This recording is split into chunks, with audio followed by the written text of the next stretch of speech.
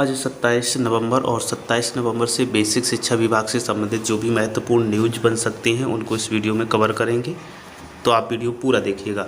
सबसे पहली न्यूज है यहाँ पर शैक्षिक सत्र 2021-22 में आपूर्तित निःशुल्क कार्य पुस्तकों का सत्यापन समिति द्वारा सत्यापित कक्षा 1 से 8 तक की किताबों का एक सेट उपलब्ध कराने के संबंध में आदेश जारी किया गया है। और देखते हैं क्या है। तो यहाँ पर ये 26 नवंबर को आदेश जारी किया गया है। प्रेषक हैं पाठ्य पुस्तक अधिकारी उत्तर प्रदेश लखनऊ, सेवा में जिला बेसिक शिक्षा अधिकारी समस्त जनपद उत्तर प्रदेश। और यहाँ पर विषय है शैक्षिक सत्र 2021-22 में आपूर्तित निःशुल्क कार्य पुस्तकों का सत्यापन समिति द्वारा सत्यापित कक्षा 1 से 8 तक की किताबों का एक सेट उपलब्ध कराने के संबंध में आदेशित किया गया है। और यहाँ पर साफ किया गया है कि हस्ताक्षरित एक सेट की तत्काल आवश्यकता है, अतः आपको निर्देशित किया जाता है कि आपके जनपद को आपूर्तित कक्षा 1 से 8 तक की कार्य पुस्तकों की जनपदीय सत्यापन समिति द्वारा सत्यापित का एक सेट विशेष वाहक के माध्यम से दिनांक 3/12/2021 यानी कि 3 दिसंबर 2021 तक अनिवार्य रूप से कार्यालय पाठ्य पुस्तक अधिकारी उत्तर प्रदेश लखनऊ में उपलब्ध कराना सुनिश्चित करें।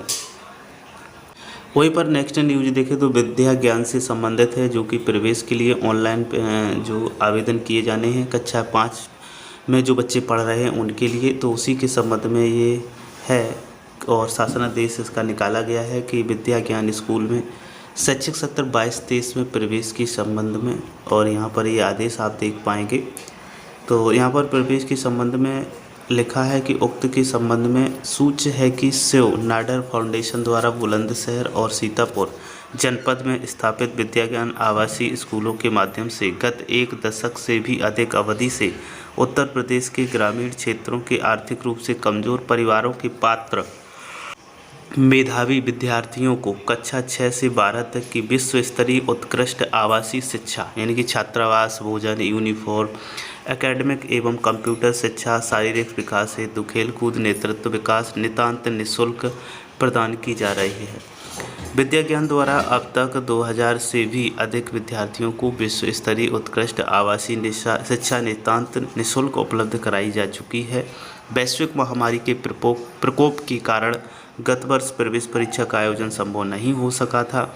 शैक्षिक वर्ष 2022-23 हेतु शिव नाडर फाउंडेशन ऐसे वंचित पात्र विद्यार्थियों को एक विशेष अवसर उपलब्ध करा रहा है, जिसमें कक्षा 7 में प्रवेश हेतु विशेष अवसर और कक्षा 6 में नियमित प्रवेश हेतु जो प्रक्रिया है वो अपनाई जाएगी। वैश्विक महामारी के प्रकोप एवं भय के वातावरण के दृष्टिगत प्रक्रिया पूर्ण रूप से सुनिश्चित करने हेतु विद्या ज्ञान प्रवेश परीक्षा भौतिक रूप से न होकर डिजिटल रूप से ऑनलाइन मोड में आवेदक के निवास के निकट, जहां इंटरनेट का प्रभावी डेटा आता है, एंड्रॉयड स्मार्टफोन, लैपटॉप, डेस्कटॉप के माध्यम से विद्यार्थी द्वारा अपना फोटोयुक्त राजकीय पहचान पत्र, आधार कार्ड को अपलोड कर परीक्षा पंजीकरण तथा परीक्षा में निःशुल्क प्रतिभाग कर सकेंगे।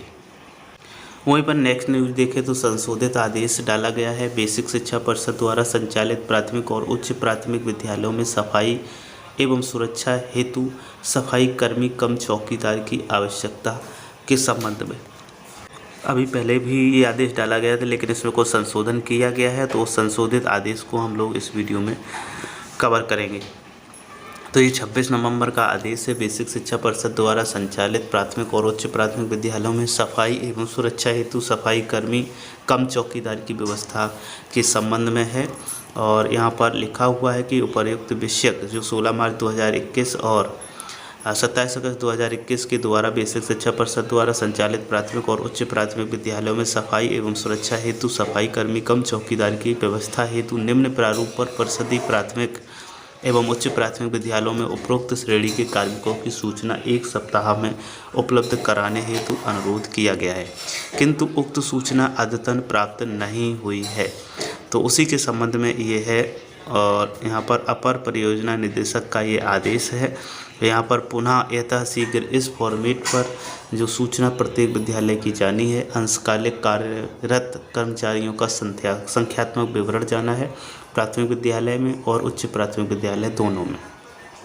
स्वच्छाकार की है, चौकीदार है, सफाई कर्मचारी कम चौकीदार है, चतुर्श्रेणी कर्मचारी है और योग है। तो इस प्रकार से इन फॉर्मेट में जाना है। वहीं पर नेक्स्ट न्यूज़ देखें तो जिले के 327 स्कूलों को नया भवन दिलाने की कवायद शुरू हो गई है। तो यहाँ पर अमेठी में ये 327 स्कूल हैं जिनका नया भवन दिलाने की कवायद शुरू हो गई है। पहले चरण में इन स्कूलों के जर्जर पड़े शिक्षण कक्ष को ध्वस्त किया जाएगा। ध्वस्तीकरण की कार्रवाई शुरू हो सके इसके लिए PWD की 3 सदस्यीय टीम जर्जर भवनों का मूल्यांकन करने में जुटी हुई हैं। वही नेक्स्ट न्यूज़ देखें तो अब ग्रीन स्कूल बदलेंगे परिषदीय विद्यालय। 4 जनपद पायलट प्रोजेक्ट हेतु चयनित किए गए हैं, जिनमें से शासन ने लखनऊ, वाराणसी, सिद्धार्थनगर के साथ साथ गोरखपुर जिले को भी योजना के पायलट प्रोजेक्ट में शामिल किया है। वहीं देखते हैं कि दीपावली के 22 दिन बाद परिषदीय शिक्षकों को बोनस की सौगात दी गई है और हम लोग जानते हैं कि कितना मिला बोनस, कितना किनको। तो यहाँ पर सुल्तानपुर में आखिरकार दीपावली त्यौहार के 22 दिन बाद शुक्रवार को बेसिक शिक्षा विभाग के शिक्षकों और कर्मचारियों के खाते में दिवाली का बोनस पहुंच गया है। मुख्यमंत्री के आदेश के बाद भी दीपावली पर जिले के परिषदीय विद्यालयों में कार्यरत 8,131 शिक्षकों कर्मचारियों को बोनस नहीं वितरित हो सका था। इसमें खंड शिक्षा अधिकारियों ने समय से न शिक्षकों की सूची भेजी थी और न ही बिल भेजा था। शिक्षकों कर्मचारियों को 4,64,90,840 रुपये बोनस के रूप में वितरित किए गए हैं।